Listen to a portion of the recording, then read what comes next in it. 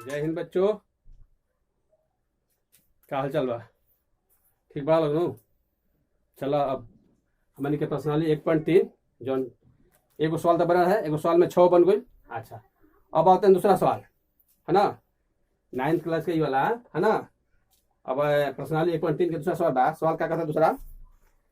दूसरा कहता कि आप जानते हैं कि 1/7 बराबर, है ना, 0.142875 पर रेकरिंग है। तो वास्तव में लंबा भाग दिए बिना क्या आप यह बता सकते हैं कि 2/7, 3/7, 4/7, 5/7 और 6/7 के दशमलव प्रसार क्या है? यदि हाँ तो कैसे? मैंने कहता कि बिना लंबा भाग किए, है ना, मन के भाग के नहीं देखा के असही दिखा दो, बिना भाग के लिए बता दो एक बार। तो एमे 1/7 के मान दे बा, 1/7 के मान में दे बा, का दे बा, है ना। तो देख लो जा, ये दूसरा सवाल है। दूसरा सवाल में दे बा 1/7 के मान दे बा ना, कैसे दे बा? 0.1428, है ना, 142857 इतना मान दे बा। अब कहता कि 2/7 के मान कितना होई, 3/7 के मान कितना होई, 4/7 के मान कितना होई, 5/7 के मान कितना होई और 6/7 के मान कितना होई। बिना भाग के लिए बता दो बा, बिना। तो बहुत आसान बा, क्या कर जाए, माने 1/7 के मान किताब में दिल बा नो, 0.1428 माने 0.142875, 142875, ठीक समझा ली? हेलो पानू, 1428, हाँ ठीक बा, 142875 दिल बा, है ना। अच्छा, तब हमन के बिना भाग के लिए कैसे रख ली? तो कुछ नहीं करे के, है ना, हमें 2 से गुना कर दिया, हमें 2 से गुना कर दिया। 57 में कितना आ जाए? देख लो जा, 2 से गुना कर, 2 7 14 हो गई हासिल 1, और 2 5 10 11 हासिल 1, 2 8 16 1 17 हासिल 1, फिर 2 दिन 4 1 5, 2 दिन 4 1 5, 2 चौका 8 और 2 एकम 2, है ना। तो कितना गई? 0.285714, कितना गई? 0.285714 आ गई। अच्छा, कुछ नहीं देखा, यही में के बा 28 बा, मान 28 57 14, 28 57 14। अब चलो हमें 3 से गुना कर दिया, 14 28 57, तो 14 क्या होला? 14 42 हो जाइए। तो क्या हो जाए? 42, 0.4285 बिना देख लो बना सकते गुना कर, का यही में सब चीज है। देखो 28 57 42 आई लो, 42 85 और 7 के 72, है ना। गुना करो अगर नहीं करता। 70 का 21 2, है ना, 35 15 2 17 हासिल 1, और ठीक है 24 25 हासिल 2, है ना, और 3 दूनी 6 2 8, 3 चौका 12 हासिल 1, और 3 एकम 3 1 4 हो गई। अब 4 से गुना कर जाओ, बिना लंबा भाग कैले, बिना लंबा भाग के लिए, बिना प्रक्रिया के लिए ये बन जाता, है ना। 4 से गुना कर दो, तो 14 चौका 56, 56 है के 57 आई, क्या जी? 57, 0.57 देख लो कहाँ बा। तो 57 14 57 57 14 28 भारी बा, वही में का सब बा। मने कहे का मतलब कि 1 2 4 5 7 8 रिपीट होता है ना। बोले गुना करके देख लो, गुना कर बताओ। 4 7 28 2 20 2 22 हासिल 2, है ना, और 4 8 32 2 34 3 3, 4 2 8 3 11 हासिल 1, और 4 चौका 16 17 हासिल 1, और 4 1 5 हो गई। 57 14 28। अब आगे चलो जाओ, है ना, 5 के, तो 5 में गुना कर जाओ, 0.142857,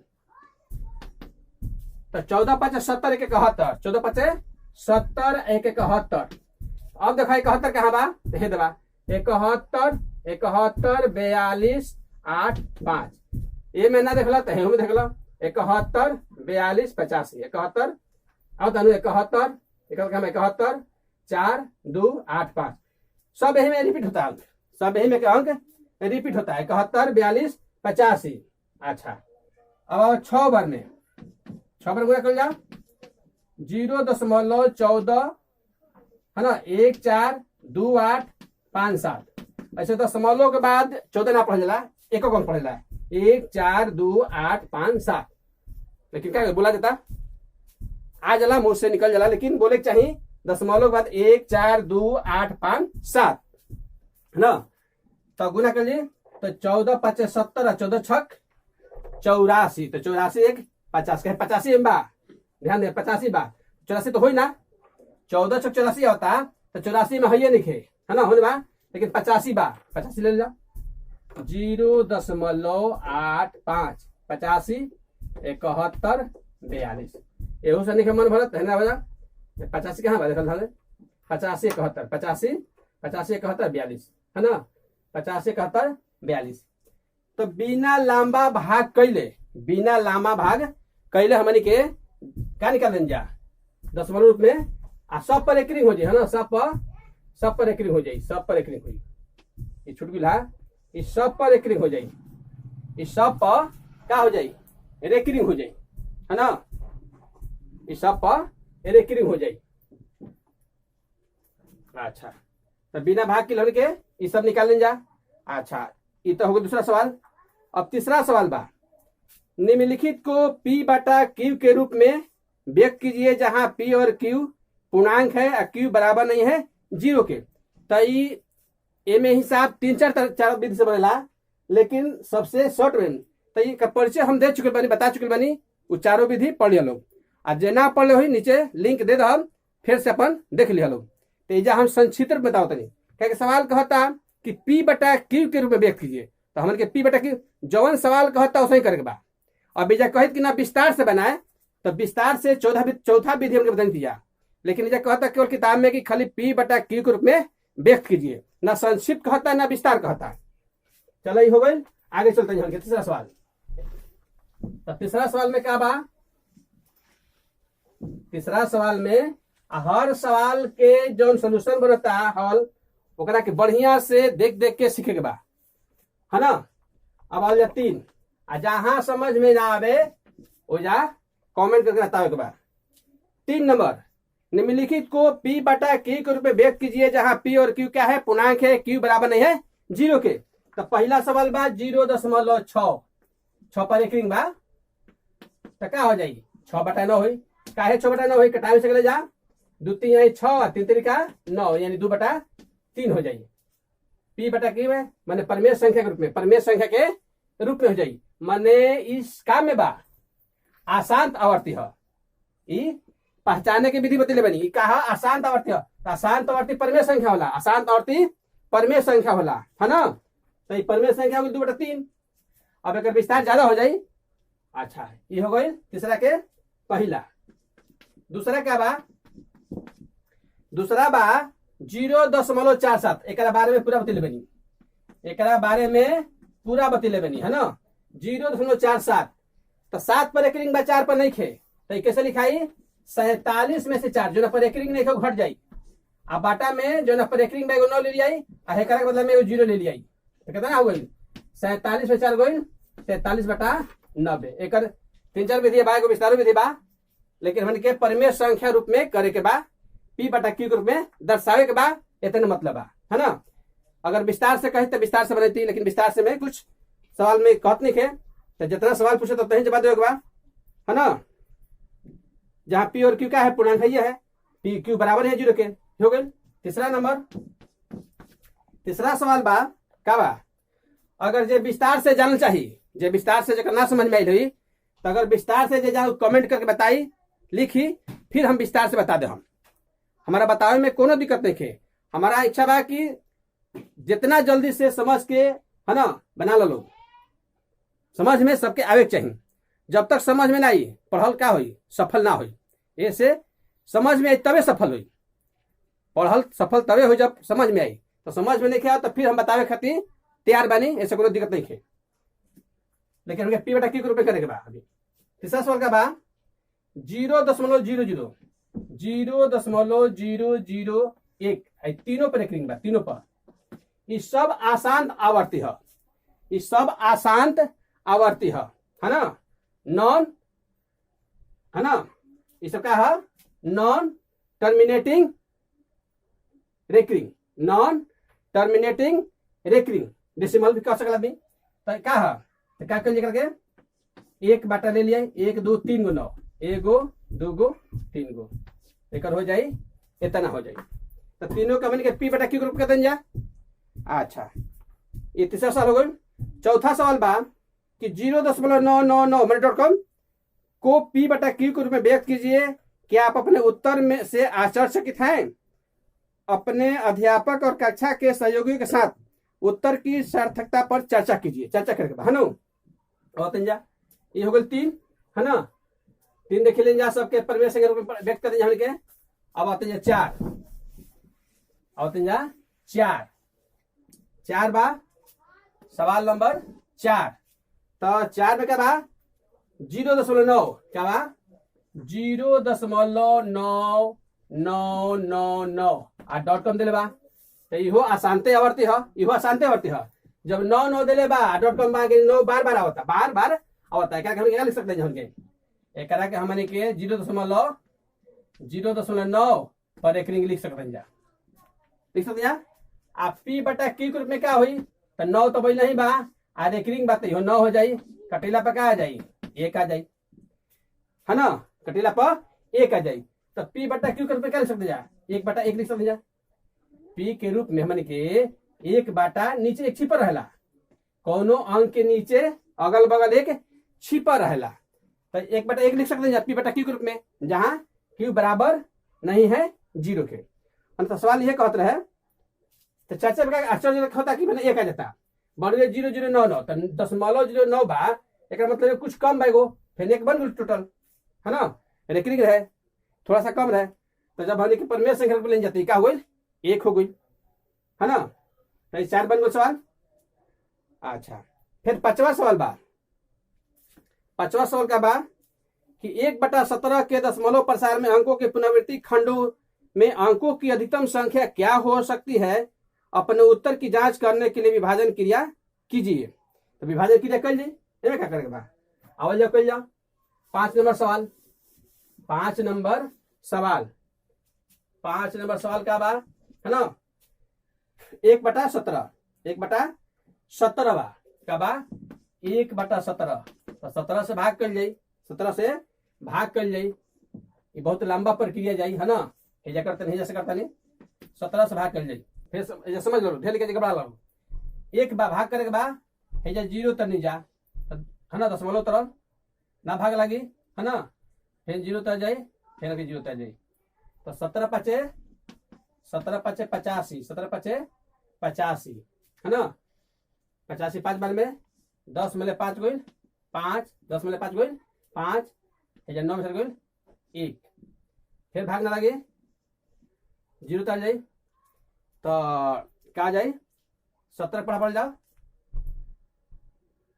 17 से 17 से 37 से 17 8 36 से 17 8 36 से 17 8 36 से 8 बार में 10 में से 4 6 गुण 4, 4 में से 3 गुण 1, फिर 0 तरी, है ना। तो फिर क्या जाइए, फिर इतने जाइए 17 36 से 17 8 36 से 17 8 36 से 10 में से 6 गुण 4, है ना, ऐसा काट कुट जाए, ऐसे सुन लिख दिया, है ना, सुनो लिखा।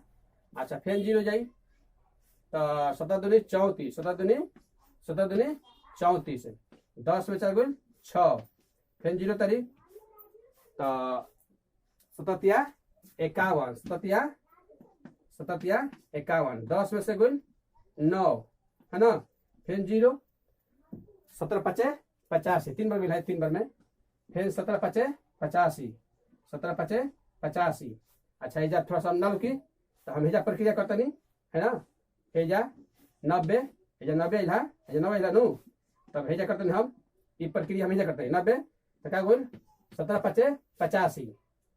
अच्छा, फिर 10 में 5 गुण 5, ये लंबा प्रक्रिया है ना, लंबा प्रोसेस था। तो फिर एक मिनट का पर जाता है, हेजा कर दिया, और करी का और करता नहीं ना, हेजा करता नहीं, 90। तो 17 पचे 85, 10 में 5 गुण 5, फिर 0 तय जाई, फिर 7 दूनी 34, फिर 7 दूनी 34, कहीं अंक छूटते हैं नो, ध्यान दे लो जा। 0 बार में गिला 17 85, 17 8 36 से 17 8 36 से 17 दूनी 34 ततिया 51 और 17 पचे 85 और 17 दूनी 34। ठीक बा।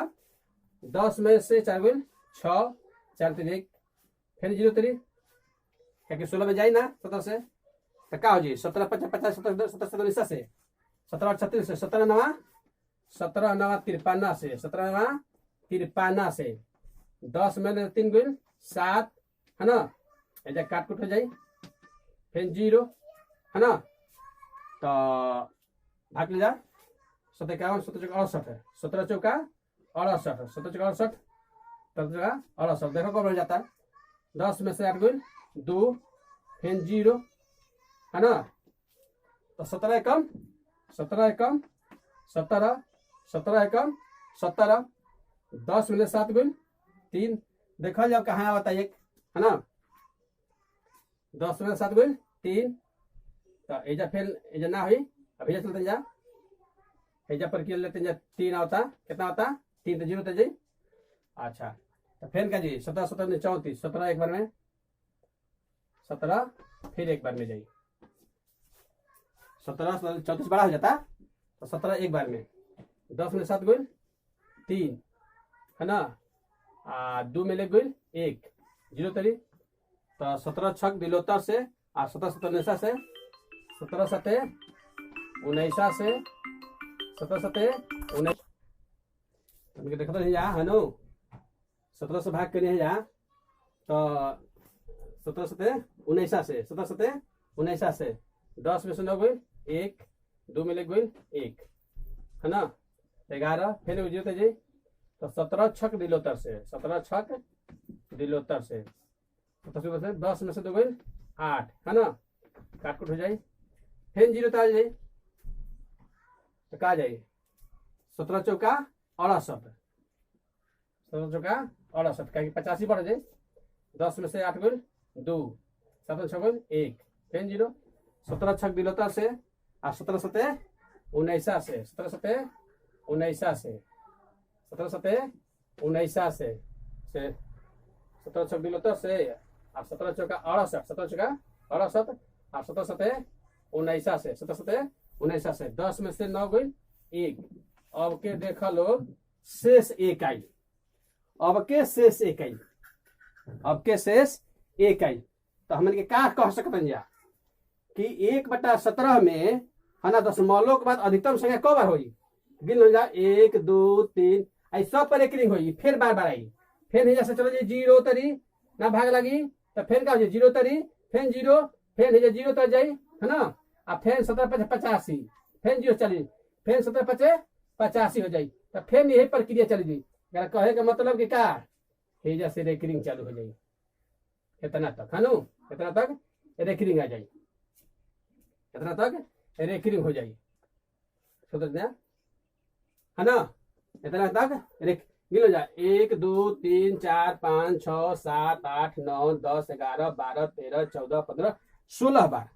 तो सवाल यह कहता कि 1/17 के दशमलव प्रसार में अंकों की पुनरावृत्ति खंड में अंकों की अधिकतम संख्या क्या हो सकती है, तो अंकों की अधिकतम संख्या 16 बार है ना, 0 अंक है, तो 1 2 3 4 5 6 7 8 9 10 11 12 13 14 15 16 बार, यानी पुनरावृत्ति में अंकों के है ना, पुनरावृत्ति में क्या खंड में अंकों की अधिकतम संख्या 16 बार, यह कह सकते कि अधिकतम संख्या बार 16 बार, तो देख लो तो ना 17 से भाग बहुत लंबा भाग रहा है, इससे टाइम लगल है ना, तो हमने के आज इतना ही तक पढ़ जाए, एक बाद आगे वाला मैथ आगे बनावल जाए। अच्छा, जय हिंद जय भारत।